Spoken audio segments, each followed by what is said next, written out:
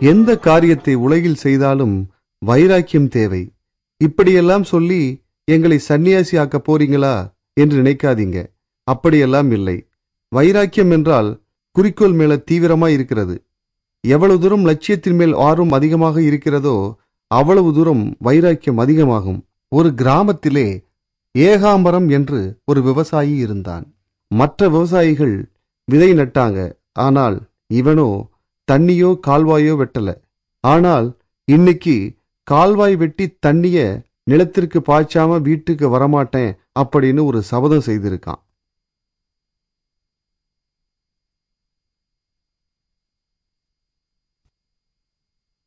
மத்தியானம் சாப்பிட வரீங்களா? என்ன ஆகுன்னு தெரியல, வேலை இருக்கு. அப்பா, நான் போய் வரேன்.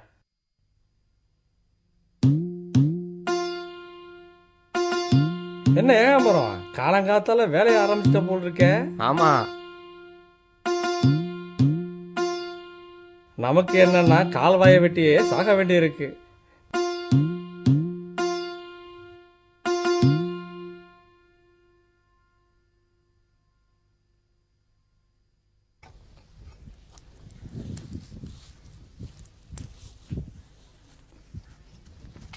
ஜெயராமா, பாண்டுறாங்க.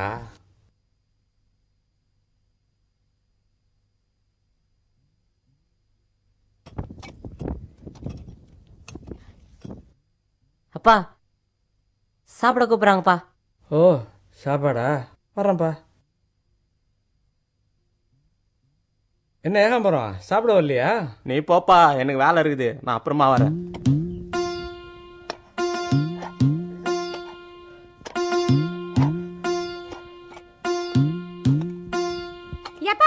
அம்மா சாப்பிட கூப்பிடுதுவா.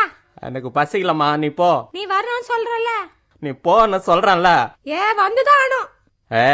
போன்னு சொல்றேன்ல. அம்மா கிட்ட சொல்றப்பா.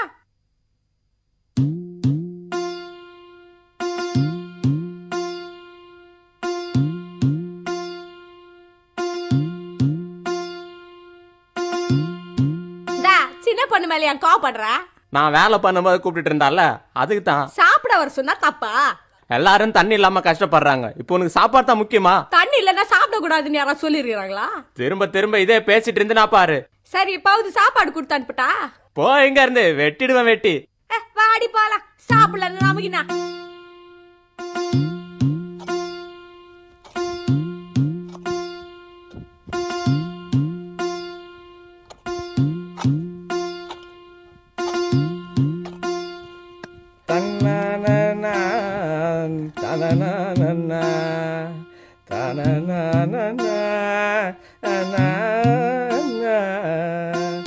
அது ஆரியம்பு உன்ன தெரியும்போ, அட ஆரியம்பு உன்ன தெரியும்போ, ஏலேலோ ஏலேலோ.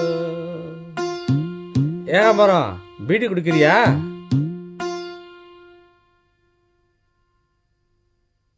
வா, பக்கத்துல உட்கார்ந்த குடி. உன் கூட இருந்தா அவ்வளவுதான், வேலை நந்த மாதிரி தான். ரொம்ப நல்லா இருக்கும் வேலை.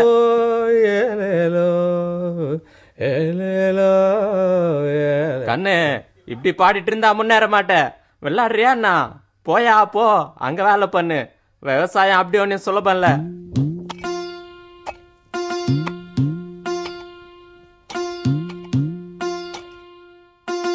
ரங்கப்பனோட அதிர்ஷ்டம் சரியில்லை போலிருக்கு.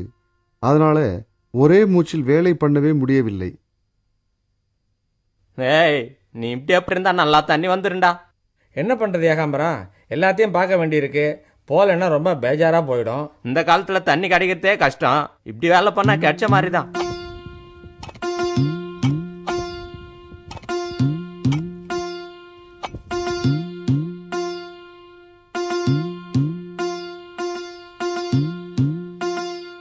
தண்ணி எப்ப வந்துடுச்சு, மனசெல்லாம் குளிர்ந்துடுச்சு. வாய்க்கால பாக்கையில வயிறு எல்லாம் நிறைஞ்சிடுச்சு. தன்ன நானே நானே நன்னே, தான நானே நானே நன்னே, தான நானே நானே தன்னானே. தன்ன நானே தான நன்னே நான நான நன்னே தன்னானே தன்னானே தான நன்னே நானே தன்னானே தான நன்னே தான நன்னே நானே நன்னே தன்னானே தானே தன்ன நானே தான நன்னே நான நான நன்னே தன்னானே தன்னானே தான நன்னே நானே. போய் தண்ணி சூடு பண்ணு, அம்மாட்ட சாப்பாடாக சொல்லு போ. அம்மா சோறாக்குமா. மனது ராசா இப்ப மழையத்தான் பொழிய வச்சு மனசெல்லாம் குளிர்ச்சியாச்சு தன்னானே தன்னானே தானே நன்னே தான நன்னே தானே.